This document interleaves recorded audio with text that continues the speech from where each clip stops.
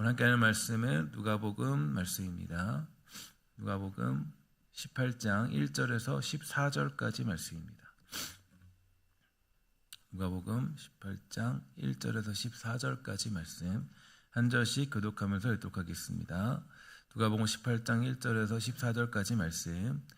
예수께서 그들에게 항상 기도하고 낙심하지 말아야 할 것을 비유로 말씀하여 이르시되 어떤 도시에 하나님을 두려워하지 않고 사람을 무시하는 한 재판장이 있는데 그 도시에 한 과부가 있어 자주 그에게 가서 내 원수에 대한 나의 원한을 풀어주소서 하되 그가 얼마 동안 듣지 아니하다가 후에 속으로 생각하되 내가 하나님을 두려워하지 않고 사람을 무시하나 이 과부가 나를 번거롭게 하니 내가 그 원한을 풀어주리라. 그렇지 않으면 늘 와서 나를 괴롭게 하리라 하였느니라.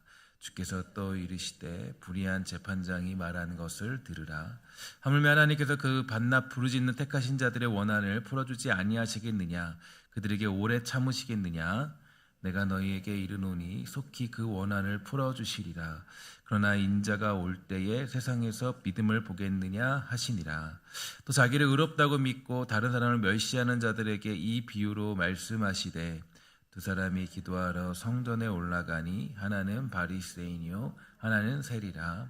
바리새인은 서서 따로 기도하여 이르되 하나님이여 나는 다른 사람들 곧 토색, 불의, 간음하는 자들과 같지 아니하고 이 세리와도 같지 아니함을 감사하나이다. 나는 일에 2번씩 금식하고 또 소득의 11조를 드리나이다 하고 세리는 멀리 서서 감히 눈을 들어 하늘을 쳐다보지 못하고 다만 가슴을 치며 이르되 하나님이여 불쌍히 여기소서 나는 죄인이로소이다 하였느니라. 내가 너에게 이르노니 이에 저 바리새인이 아니하고 이 사람이 의롭다 하심을 받고 그의 집으로 내려갔느니라. 무릇 자기를 높이는 자는 낮아지고 자기를 낮추는 자는 높아지리라 하시니라. 아멘. 오늘 우리가 함께 보는 말씀은 두 가지 내용이 등장하고 있습니다. 첫 번째로는 과부의 이야기가 드러나고 있고 또 불의한 재판장과 함께 대화하면서 또 그런 어떤 기도의 응답에 관한 이야기를 가르쳐주고 있고요. 또 한 가지는 이제 이 바리새인과 세리를 비유해 주면서 바리새인과 세리의 기도의 차이점, 또 누가 또 의롭다함을 받고 갔느냐 여기에 대해서 강조해주고 있습니다. 그 중에서도 오늘은 이 앞에 있는 이 불의한 재판장과 또 이 그 과부의 이야기를 가지고 함께 말씀을 나누어 보고자 합니다. 우리는 흔히 이런 말을 하게 되죠. 지성이면 감천이다라는 그런 말을 많이 하게 되는데요. 즉 정성을 다해 간절히 구하면 하늘도 감동한다라는 말을 우리는 이렇게 많이 하게 됩니다. 근데 이게 좀 우리가 이 생각을 좀 해봐야 될 것이 이 말이 이제 우리의 기도에도 신앙생활에도 적용이 될 것처럼 느껴질 때가 많이 있죠. 기도를 얼마나 열심히 하느냐, 또 얼마나 내가 이 많은 자리를 차지해서 기도를 하고 있느냐, 얼마나 오래 붙들고 씨름하느냐가 응답의 기준처럼 여겨질 때가 많이 있게 됩니다. 특별히 뒤에 나타난 바리새인의 이야기도 바리새인도 사실은 이제 나는 세리와 같지 않다. 나는 이제 굉장히 여러 가지 일들을 다 하고 있으니까 당연히 내 기도가 응답받을 것이다라고 얘기하는 것과 굉장히 비슷한 이야기라고 얘기할 수가 있겠죠. 하지만 오늘 본문인 누가복음 18장 1절부터 8절을 보면 이 전혀 다른 관점에서 기도의 본질을 이야기해주고 있는데요. 이 본문 속에는 이제 사회적으로 가장 약한 자를 상징하는 이 과부가 등장하고 있는데 그녀는 억울한 일을 당한 후에 이 재판관을 찾아가 자신의 원한을 풀어달라고 호소하고 있습니다. 그런데 이 재판관의 특징을 보니까 2절에서는 아주 불의한 자다 이렇게 얘기해주고 있지요. 그럼에도 불구하고 이 재판관은 결국에 이 과부의 요청을 들어줬다라고 이렇게 얘기해주고 있는데요. 왜냐하면 5절에 보니까 이 과부가 나를 번거롭게 하니까 내가 그 원한을 풀어주겠다 이렇게 얘기해주고 있습니다. 여기까지 한번 보면은 이제 우리도 이제 이렇게 생각할 수 있어요. 아, 하나님도 이렇게 귀찮게 하면은 결국에 들어주실 거야 라고 생각을 할 때도 많이 있게 되죠. 예수님은 이 비유를 이제 그런 식으로 해석하라고 준 적이 없는데 우리는 이제 가지고 있는 어떤 여러 가지 상황과 현실 속에서 그렇게 생각할 때가 많이 있게 되죠. 본문 1절을 보면 그런 내용이 아니라는 것을 분명하게 가르쳐주고 있습니다. 예수께서 그들에게 항상 기도하고 낙심하지 말아야 될 것을 가르치시려고 그들에게 이 비유로 말씀하셨다라고 분명히 전제 조건을 내놓고 있지만 우리는 그냥 내가 생각하고 싶은 대로 생각할 때가 많이 있게 됩니다. 그러니까 예수님께서 이제 이 비유를 가르쳐 주신 이유는 어떻게 하면 응답을 받을까 이것이 아니라 왜 응답이 없어도 낙심하지 말아야 되는가 여기에 대해서 가르쳐주기 위해서 이 비유를 알려주신 것입니다. 이 본문은 우리에게 이렇게 묻고 있는 것과 같아요. 기도를 열심히 해도 정당한 기도를 드려도 응답이 없을 수 있는데 그때 당신은 낙심하지 않겠습니까? 라고 이렇게 질문하는 것과 똑같다라는 이야기죠. 특히 본문을 보면은 예수님은 이 불의한 재판관과 하나님을 대비시키는 방식으로 하나님의 성품을 설명해 주고 있는데요. 첫 번째로 하나님은 공의로우신 재판관이다 이렇게 가르쳐 주고 있습니다. 불의한 재판관도 정당한 요구 앞에서는 결국에 마음을 움직였는데 하물며 하나님께서 정의로우시고 사랑이 많으신 분이시라면 그분이 택하신 자녀의 간구를 외면하겠습니까? 라고 예수님은 단호하게 말씀하고 있습니다. 그래서 누가복음 18장 7절에 보면은 하나님께서 그 밤낮 부르짖는 택하신 자들의 원한을 풀어주지 아니하겠느냐 이렇게 질문하고 있죠. 우리의 기도는 반드시 기억이 되고요. 하나님의 공의 안에서 다루어진다. 그것을 외면하지 않는다라는 것을 보여주고 있고 하나님은 불의한 재판관과 달리 진실하고 선하시며 억울한 자의 부르짖에 응답하는 분이다라고 가르쳐주고 있습니다. 두 번째로 하나님은 오래 참는 아버지시다라는 것도 보여주고 있는데요. 본문을 보니까 18장 7절 후반부에 보면은 저희에게 오래 참으시겠느냐 이렇게 얘기할 수 있는데 하나님은 응답을 지연할 수는 있는 분이세요. 하지만 그것은 무관심이 아니라 사랑의 인내다라고 얘기해주고 있습니다.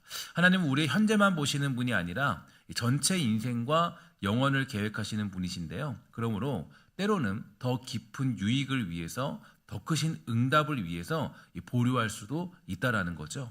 하나님은 때때로 우리가 침묵하실 때도 많이 있게 돼요. 그러나 그 침묵은 외면이 아니라 훈련이고 기다림이고 사랑의 표현이 되는 것입니다.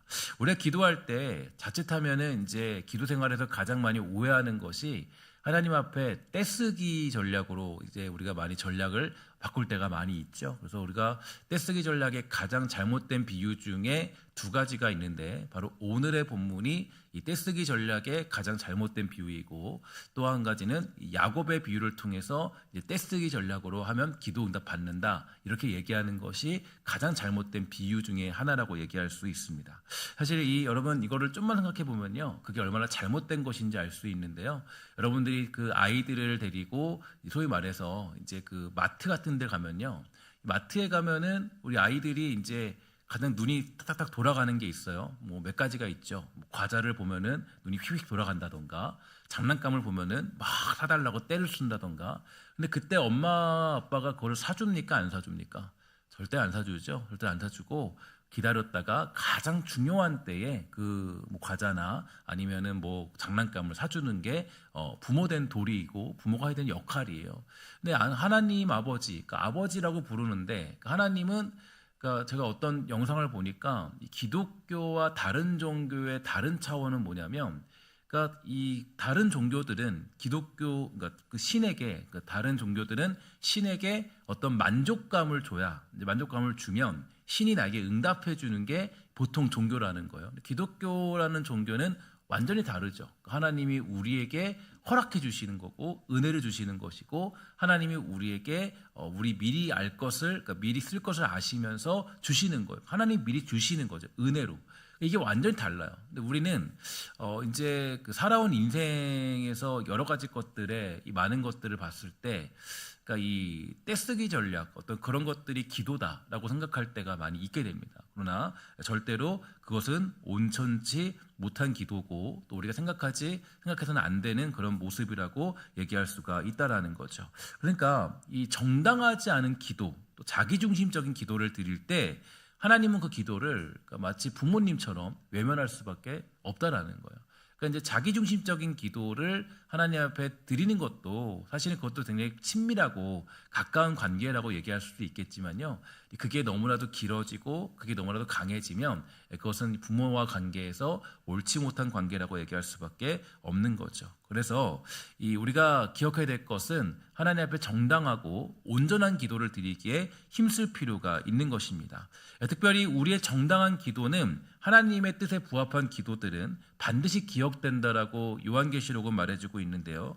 요한계시록 5장 8절에 보면 이 향은 성도의 기도들이다라고 얘기해주고 있습니다. 그러니까 하나님 앞에 우리의 기도는 절대로 그냥 사라지지 아니하고 또 향으로 저장되어지고요. 그분의 때에 반드시 응답되며 땅에 떨어지지 않는다라고 약속해주고 있죠.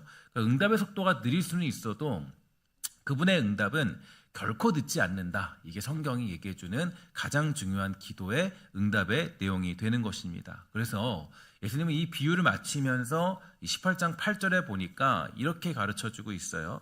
그러나 인자가 올 때에 세상에서 믿음을 보겠느냐라고 얘기해주고 있는데, 이 비유가 얘기해주고 있는 것은 결국에 기도의 기술, 응답받는 기술을 가르쳐주고 있는 것이 아니라 기도의 자리를 끝까지 지킬 수 있는 믿음이 너희에게 있느냐라는 것을 되묻고 있는 거겠죠.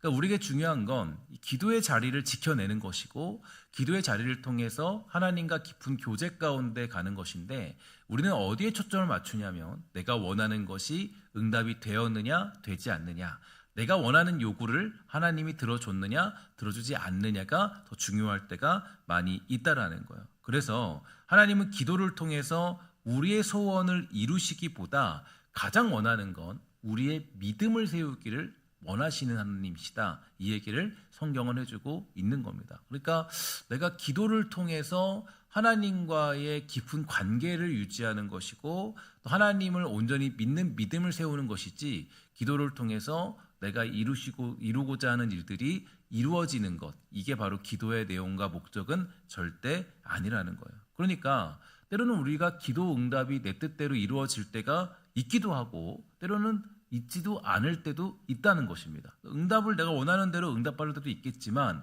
응답받지 못할 때도 있다라는 거예요. 그러나 그럴 때도 우리는 낙심하지 말고 원망하지 말고 포기하지 않는 거죠. 왜냐? 하나님과 나는 아버지와 아들의 관계이기 때문에. 하나님과 나는 어떤 내가 뭔가 만족을 들여서 내가 응답을 받아내서 하나님 앞에 뭔가를 내가 뜯어내는 그런 관계가 아니라, 하나님과 내 관계는 아버지고 나는 아들이고, 이 깊은 관계 가운데 있기 때문에 우리는 어떠한 순간에도 응답을 받지 않는다 할지라도 내가 이 기도의 자리를 지켜내는 것이 곧 믿음이라고 얘기해주고 있다라는 거예요.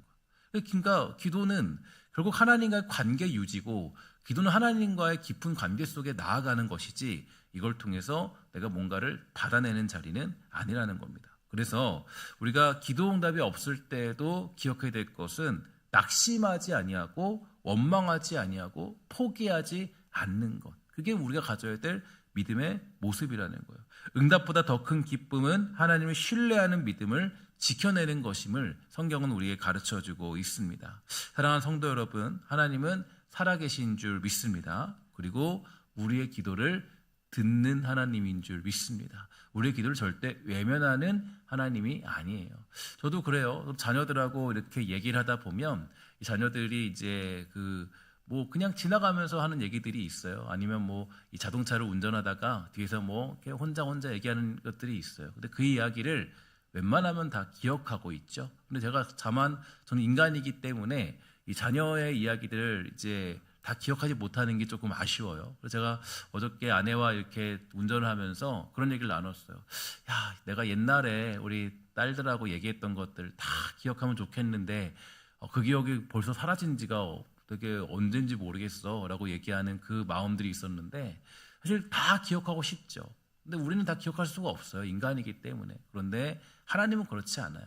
하나님은 여러분과 이야기했던 것들, 대화했던 것들, 여러분들이 기도했던 것들, 그 모든 것들을 다 기억하시는 하나님이시기 때문에 우리는 하나님과 대화하고 이야기하는 것을 즐거워할 필요가 있는 것입니다. 그래서 제가 여러분들에게 말씀을 묵상해야 된다라고 이야기하는 것은요, 때때로 우리는 하나님께 그냥 내 얘기만 주구장창하고 갈 때가 있어요. 내 얘기만 주구장창, 그냥 내 얘기만. 여러분, 누가 한 사람이 계속 얘기하면요, 그 얘기를 듣기가 어렵습니다. 그러나 중요한 건 뭐냐면 내가 하나님과 대화하는 자리에 있다. 말씀을 묵상하면 하나님 이렇게 말씀하셨군요. 제가 이렇게 또 기도했으면 좋겠습니다. 하나님, 제가 이 말씀을 들으면서 제가 하나님과 이야기하고 대화하는 거, 이게 신앙인 거예요. 예수 믿는 건 그렇게 믿는 거예요. 예수 믿는 건 우리가 저기 불교 다니듯이 다니는 게 아니라, 예수 믿는 건 바로 하나님과 깊은 교제 가운데 들어가서 그 깊은 교제 가운데 누리는 친밀함으로 살아가는 게 신앙이지, 내가 뭔가를 받아내는 자리가 신앙이 아니라는 것입니다.